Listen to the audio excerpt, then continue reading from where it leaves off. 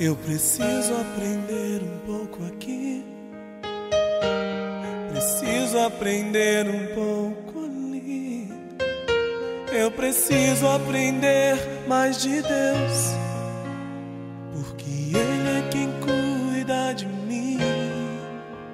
Se uma porta se fecha aqui, outras portas se abrem ali.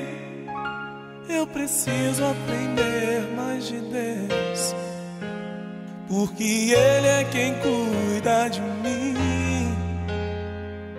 Deus cuida de mim. Deus cuida de mim na sombra das suas asas. Deus cuida de mim. Eu amo a sua casa e não ando sozinho, não estou sozinho, pois é. Deus cuida de mim, Deus cuida de mim na sombra das suas asas. Deus cuida de mim.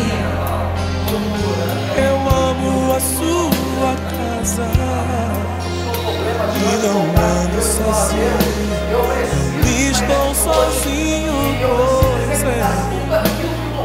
Deus cuida de mim.